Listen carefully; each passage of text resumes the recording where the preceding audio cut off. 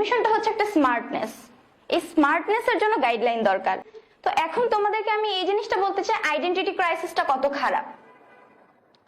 আমরা এখন HSC complete করে ফেলেছি, এখন আমরা কি? আমরা কিসের স্টুডেন্ট?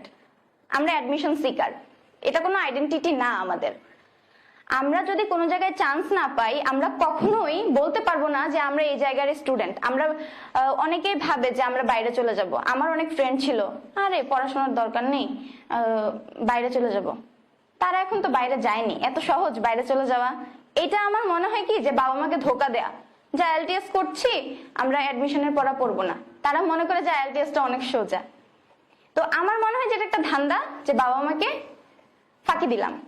আলটিমেটলি ফাঁকি কিন্তু বাবা মাকে দাওনি, নিজেকেই দিয়েছো। আবার অনেকে করে কি যে মৌচাকে ফার্ম গেটে আসে, এসে কয়েকদিন ক্লাস টাস করে, তারপর হতাশ হয়ে আর ক্লাস করে না। এটা কখনোই করা যাবে না। এটা যে 3 মাস আছে 4 মাস আছে, এখন তোমরা ভাবছো স্যার বললো 25তম বাসে উঠেছি, আরো 25টা চলে গেছে। তো 25টা চলে যায়নি, 25টার পরেও তো আরো আছে, তোমাদের পরেও আরো আসবে এবং তারাও চান্স পাবে। তাহলে তুমি কেন আজকে তুমি কেন হতাশ হয়ে যাবে?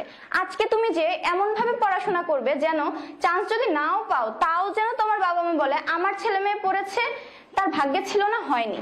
এটা যেন বলে, এটা যেন কখনো না বলে। তোমার উপরে যেন ব্লেম না আসে যে না আমার ছেলে মেয়ে পড়েইনি। এমনও তো অনেকে আছে। তো বাবা মাকে কষ্ট দেওয়া যাবে না। আর যাদের মধ্যে অনেক ঘুমের প্রবণতা, আমার মধ্যে ঘুম আছে, ছিল, আমি এখনো অনেক ঘুমাই, কিন্তু ঘুমের অনেক টাইম আছে। তুমি 3টা মাস পড়াশোনা করো, তারপরে তোমার যত ঘুরতে ইচ্ছা করে, যত ঘুমাতে ইচ্ছা করে, তুমি অনেক টাইম পাবা এবং মনের প্রশান্তি নিয়ে ঘুমাবা। আমি যখন অ্যাডমিশন টাইমে ঘুমাতাম, তখন আমার মনে কোনো প্রশান্তি ছিল না, এরপর ঘুমাতেও পারতাম না। যখন ভাবতাম যে সকালে ঘুমাচ্ছি, সকালের ঘুম তো অনেক সবারই প্রিয়, তখন আমার মনে হতো যে আমার আম্মু তো সকালে নামাজ পড়ে উঠে রান্না করছে, কত গরম বা কত শীত। আমাদের তখন শীত ছিল, শীতের সিজনে। তো আমার আম্মুরও তো ইচ্ছে করে যে আমার আম্মু একটু শুয়ে থাকুক, কিন্তু সে তো শুয়ে থাকে না।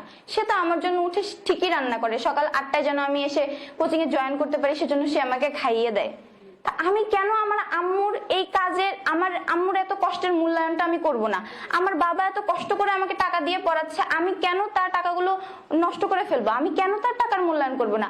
আমি কেন তাদের হাসি মুখের কারণ হব না?